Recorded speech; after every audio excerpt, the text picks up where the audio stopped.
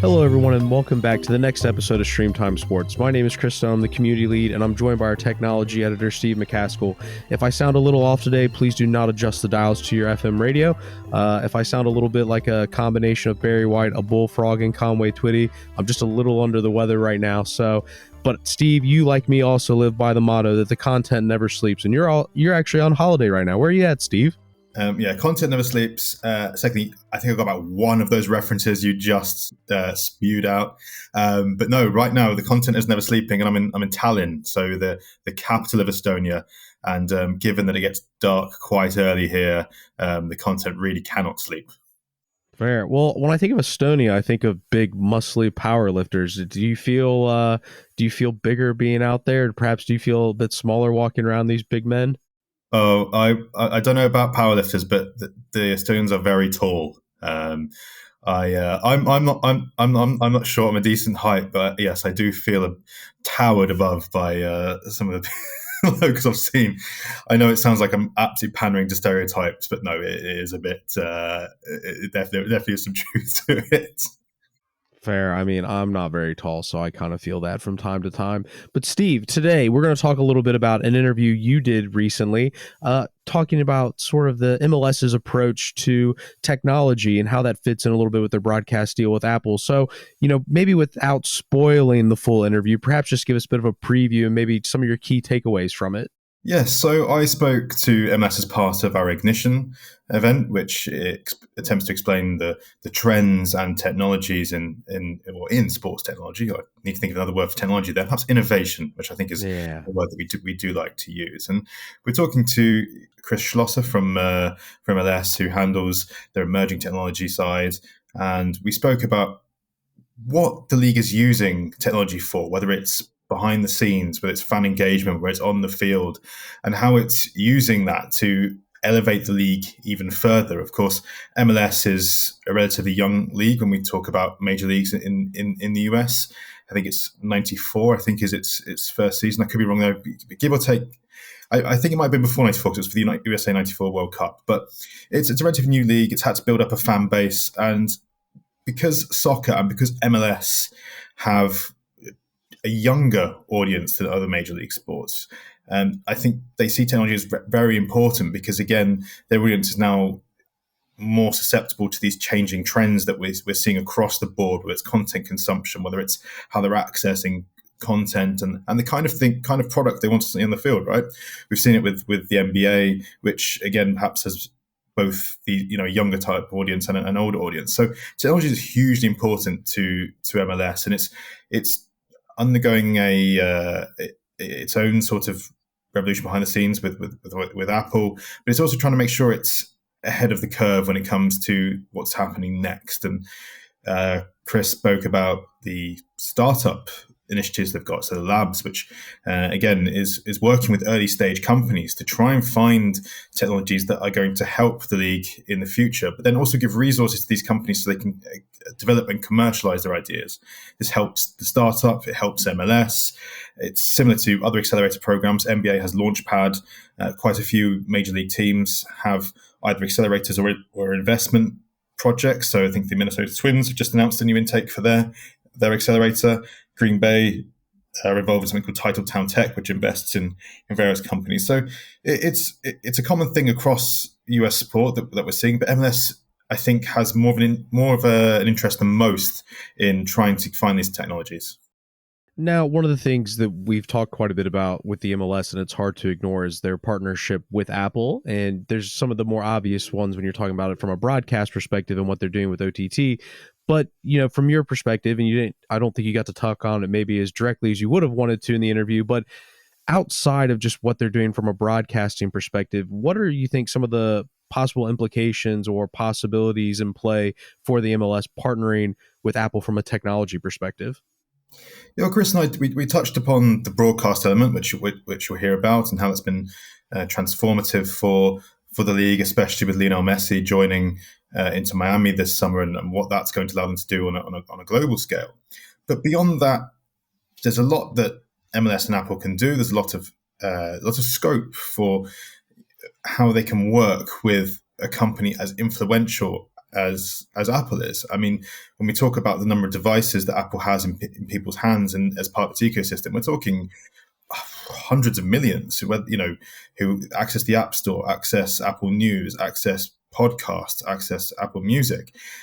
That is a lot of reach. We talk about the difference between broadcast and digital. And one of the things is, broadcast gets reach because everyone has a TV set, everyone has an aerial cable, etc. And we don't really see that kind of scale and technology. I'm thinking probably it's Google with its services, Microsoft with hardware, and Amazon through its retail platform. Apple has the services and it has the hardware. And I guess the logic is that if you partner with this big tech company that has a vested interest in your league doing well, you can take full advantage of that suite of services and capabilities. Things like issuing notifications for certain events, pushing MLS news through the news app. We're already seeing a bit with podcasts, MLS as podcasts out there. So it might sound a bit superfluous or a bit gimmicky, but it really is going to matter when you're vying for attention in a digital first world. You've got so many applications out there, so many streaming services, so many fast channels trying to vie people's attention. If you've got someone with the power of Apple behind you, that's a really, really useful asset. Yeah, absolutely. Well, we won't leave the listeners waiting any longer, so we'll go ahead and we'll turn things over to your interview with Chris, Steve.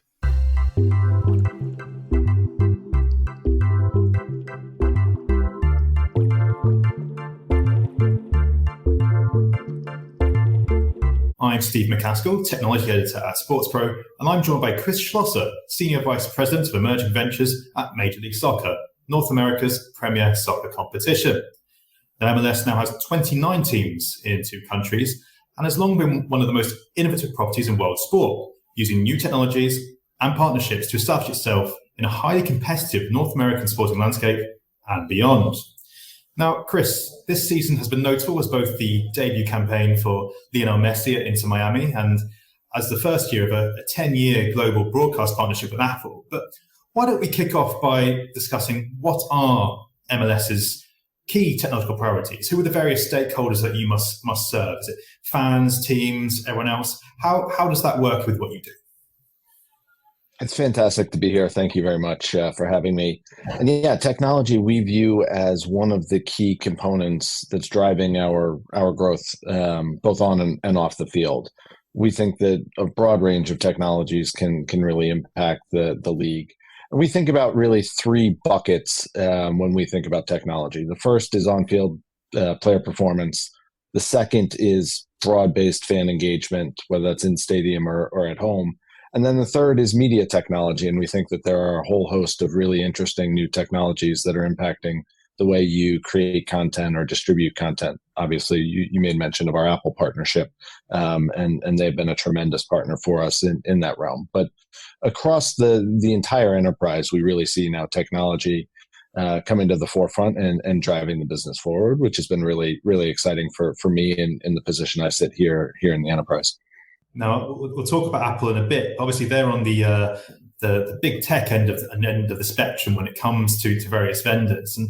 But I mean, the sports technology landscape is populated by firms of all sizes coming up with new innovations. So how does MLS work with startups? How do these early stage innovative companies help your strategy? You've mentioned a few areas, but performance, fan engagement. How do they help you achieve what you want to achieve? So when we look around the world right now, I would say at the highest level, we are really intrigued by 3 giant macro trends. And these are things that I think you'll probably hear from many of your speakers. But the first is AI. And we think there are just incredible new opportunities from AI throughout our entire world. The second is live experiences. And we're really seeing post-COVID a hunger for new live experiences. And that's been really interesting because many of those live experiences have a real technology bent to them, not dissimilar to what we're doing here today, but there are so many ways that technology is now infusing and changing the live experience game. And then the third bucket for us after AI and live experiences is human performance, and whether that's health and wellness or new training protocols. There's such an interest in our fan base and general consumers in health and wellness. And we think that there are so many interesting new products coming to the light in all of those areas. So if we think about those three giant macro trends, AI, live experiences, and health and human performance, and then we think about, okay, how do we go about finding amazing young companies or technologies to bring into the world of MLS? We've created and launched something we call the Innovation Lab, which is an annual program. The first cohort of companies will kick off this fall. We think we'll have eight or so companies in that cohort. And what we are doing is creating an annual testing and showcase for these companies. They'll get to showcase their products live at our MLS Next and MLS Next Pro level, really show us what they can do. They'll get to integrate with whether that's fans, whether it's coaches, whether it's parents, whether it's our high performance staff, and really show what they can do. And then the best companies we'll invite to our All-Star game next summer and give the companies the chance to showcase their products in front of our board of governors, which are the 29 people that own MLS clubs, which is an unbelievably powerful room in the sports world. So we think that's a really unique opportunity. And through this process every year, we think we'll be able to see phenomenal young technology companies that have a real ability to impact the world that we live in and the game of MLS. The other thing I'd say is, what MLS is today is dramatically different than what it was a few years ago. If you think about when we went into COVID, the league was in its 25th season. It was growing quickly, but basically we had one competition, and that was MLS. Fast forward now 3 years or now almost 4 years, and we're in a very different place. We still have a tremendously growing first league in MLS. You mentioned we have 29 clubs this year. We'll add a 30th club in San Diego. And so that has grown tremendously. Last year, we also launched a second league called MLS Next Pro. And that most of our first teams now have teams in that second league. We're also bringing in independent clubs. There are so many cities in North America that we think can support professional soccer. So we think that competition can continue to scale up in the years ahead. And then the third competition we have is something called MLS Next, which is the premier youth soccer competition here in North America. It's massive, 12,000 players, 10,000 matches a year. They basically play more matches in every single weekend than the Premier League plays in a season. And so that provides just an incredible testing environment for young companies, because nowhere else can you really get that scale in one competition. And then even beyond that, this summer we launched a younger age group youth competition called MLS Go, which is really focused on 6 to 12-year-olds. So if we wrap all of that up, there's so much soccer that happens now in and around MLS. It's tremendously exciting.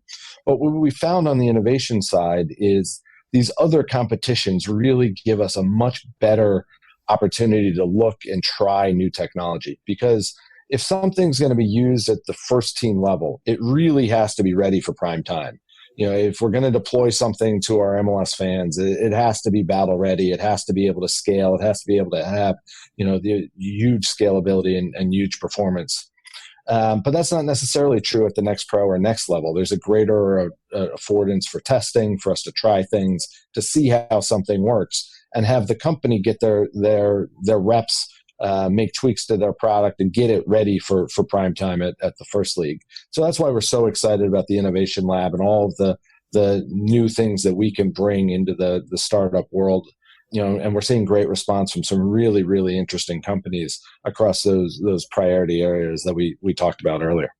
Yes, and of course, a lot of these games are available on Season Pass. I can't remember the headline figure of how many games are actually on there, but there's a lot of games from the other competitions beyond MLS. So, as we mentioned at the top of the conversation, this is the first year of the Apple partnership. What does that mean for the league, and how does going D2C change what you can do technologically? Because obviously there's things that streaming can do that just simply aren't possible. That just isn't possible on linear broadcast. It also means you control more of the experience. So just encapsulate what that means for Liga and what it means for your department specifically. Well, first off, I'd say I think the Apple partnership has been tremendous for our fans.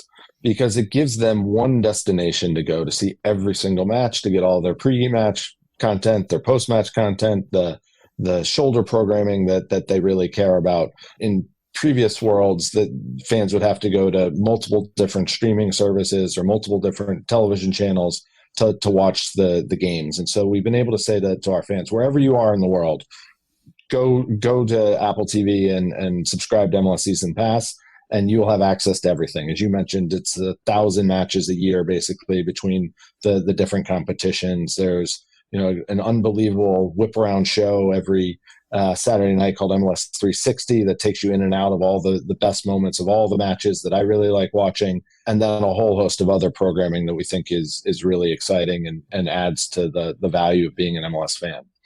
But what you're also talking about is, because we're now purely on a digital platform, we're working with Apple to think about, well, what can we do that creates a differentiated experience?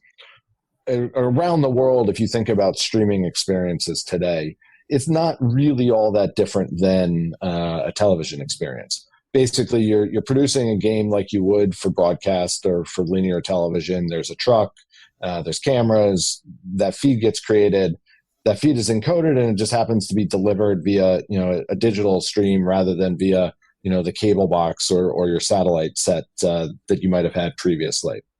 But the power of being on a digital platform is that it is an interactive platform. There are two-way capabilities in the platforms. Obviously, it's part of the digital world we all live in.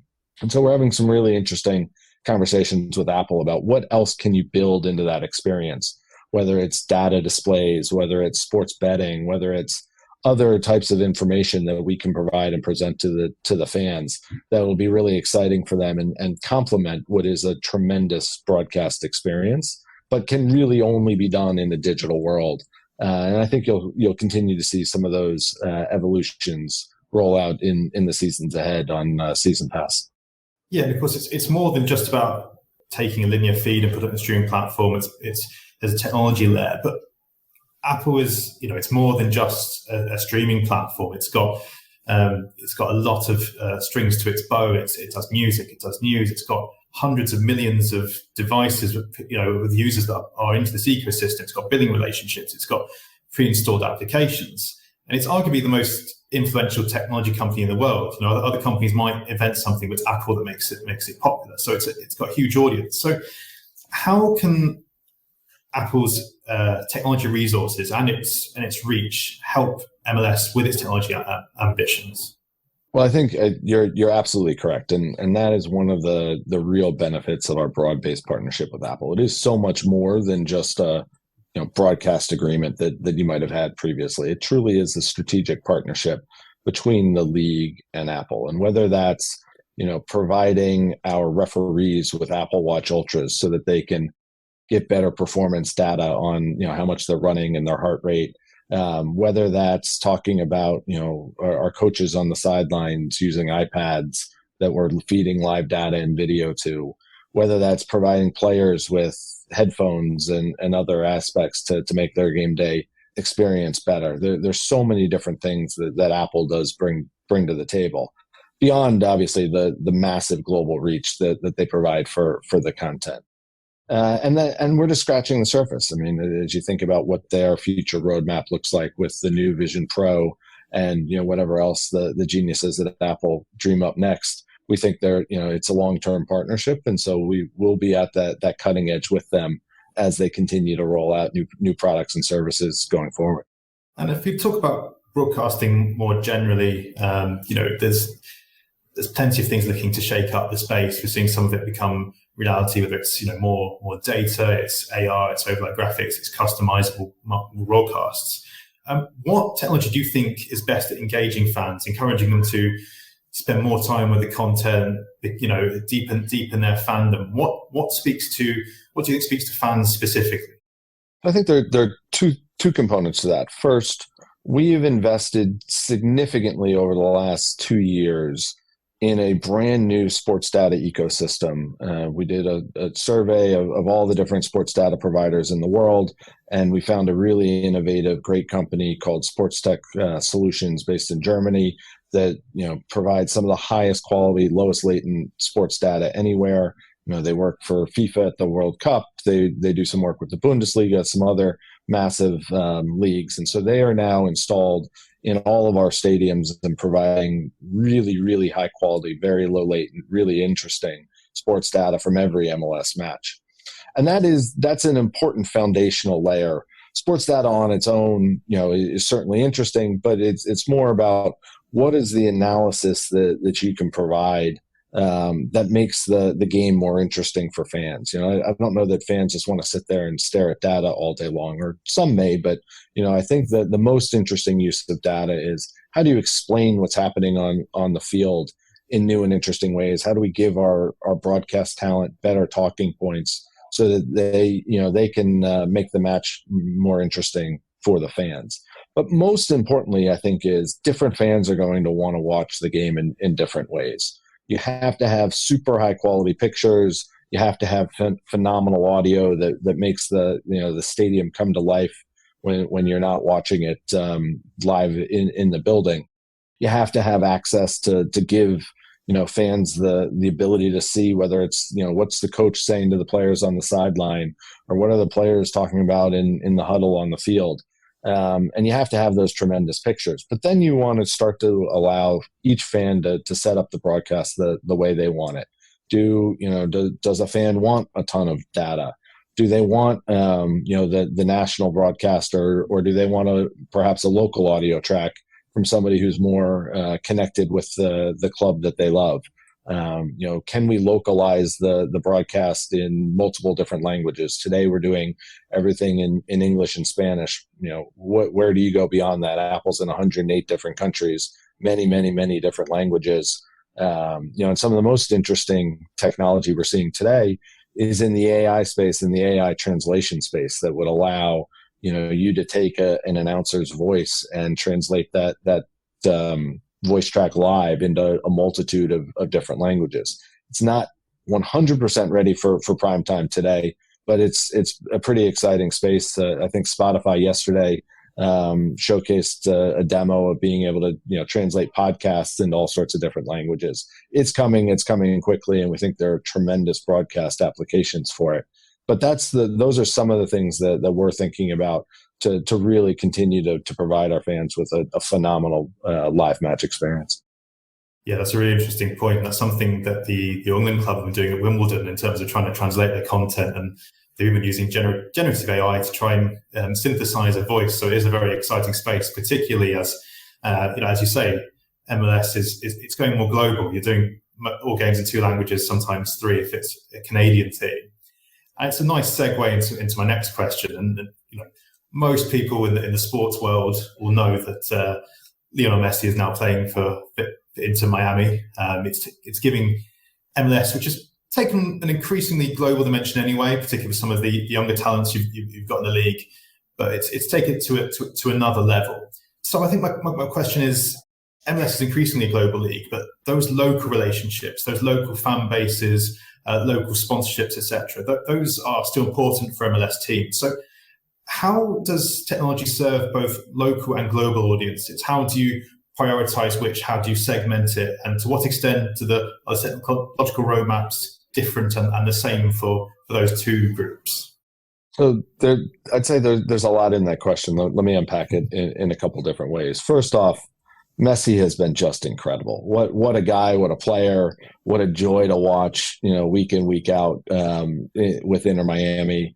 It's fun to see him with a giant smile on his face. It seems like he's really loving, life on the field, life living in South Florida, and that's just been a really fun thing for all of us to see. And to see how many people really, really care about Messi, both, across the United States, but then throughout the world. It's been eye-opening, I think, for all of us, just to see what an impact he's had. And, I think the best is yet to come, right? He still hasn't had even anywhere close to a full season with the team, a full preseason, anything like that. But he's jumped in with both feet, and that's been a lot of fun to see. And I think we're all, loving watching those matches when they happen here in New York.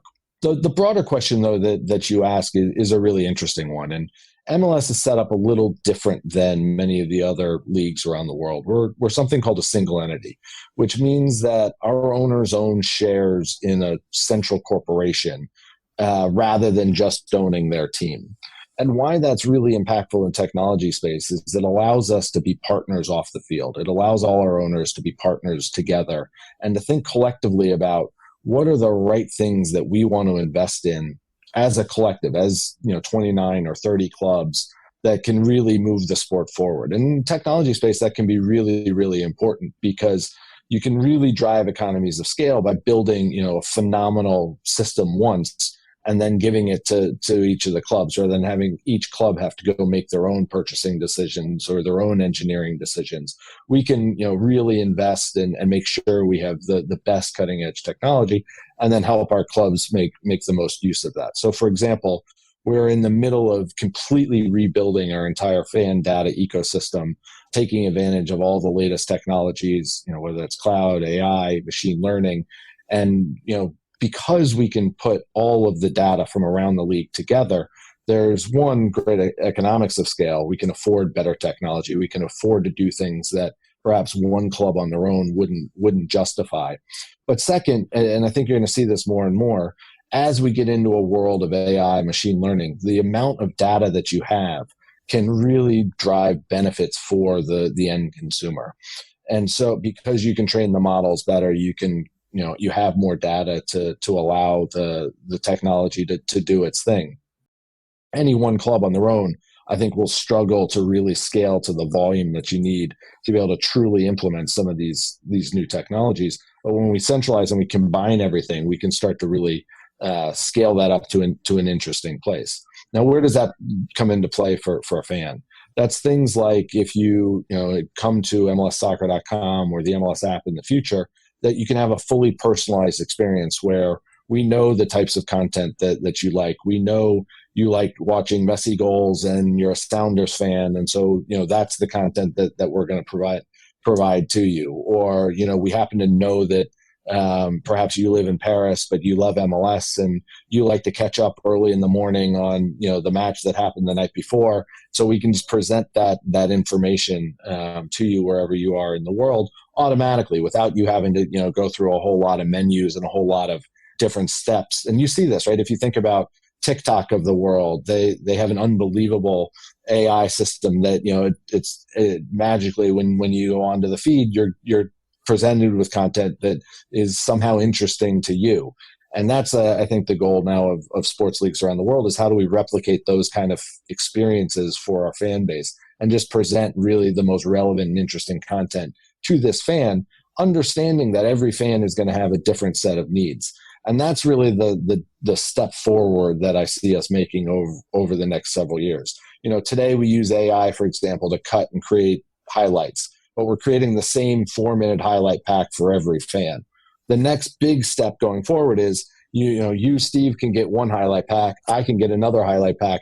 The fan overseas can get a totally different highlight pack based on whatever it is, the types of plays that we're interested in, the players I care about, maybe the players that are on my fantasy team, the players I have had a bet on last night, whatever those use cases are. But to be able to do that, you have to have the scale that's required. And so that's where the single entity model allows us to invest at a different level. The other thing, you hear a lot of debate about promotion relegation throughout the world of football. And this is another area that I think the American model, and the European soccer fans will say this is crazy, but the ability for our clubs to invest in these sophisticated technologies is really important. This stuff isn't cheap. It requires lots of capital commitment. It requires investment in staff. It requires investment in knowledge. And you can do that because you have a sustainable business. You know where the business is going. You can plan. Right now we're doing 4 and 5 year financial planning models for the league, and we can chart where we're going and the investments we need to make. If you were in a promotion relegation world, I don't know practically how a club does that modeling and says, all right, I'm going to invest significant sums of money in a great fan app or a great fan data system, because their entire financial model may go away if they get relegated. And so it's really hard for them to make those long-term plans. But that the world of MLS is a little different, and we can make those long-term plans. We can make those investments. And I think that's, a lot of the work that we're doing on the back end in the technology space is with all of our clubs together, with all of our owners, what are the investments we need to make to continue to really propel this league forward so that, yes, Messi's incredible now. Yes, we have the World Cup coming in 26, but where are we going to be in 2027 that really continues to turbocharge this league? And I think I've never been, more bullish about the future and the opportunities ahead of us. But it's because we're investing in all this underlying tech and all these underlying systems and all these underlying know-how now that will allow us to be really successful in 2027, post all these tremendous things that are going to happen over the next couple of years. Well, I look forward to my personalized highlight package of Columbus Crew and Billy Sharp sometime soon. Speaking more broadly, where do you think the future of sports technology lies? We looked a bit at soccer specifically, or things that might be on the horizon. But I mean, if we look in general terms, perhaps a bit more crystal ball, and what would the impact be on soccer, both on and off the pitch? What does the soccer of the future look like? If you want to say 2027 or beyond, what's going to happen? So I think I'll take that in three buckets, and the three buckets that we think a lot about. So player performance, I think our players are going to get much better training programs, much better nutrition, much better tools to allow them to really optimize their performance. And that's going to happen at younger and younger and younger ages.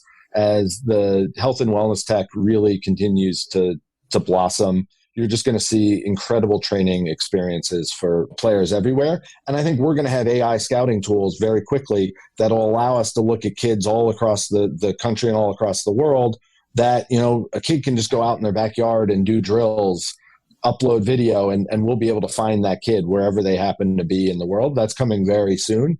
And we're really excited about it. So I think on field, you're going to continue to see tremendous athletes getting better, fitter, and being able to optimize their performance in all new ways, and hopefully with less injuries along the way.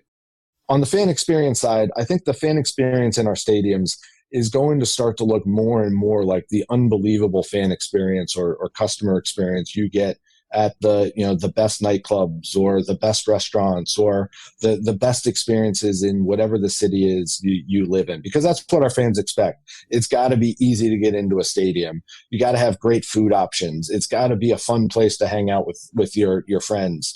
And then you want to watch an unbelievable match, but it's got to be easy to get there. It's got to be easy to get in, get out.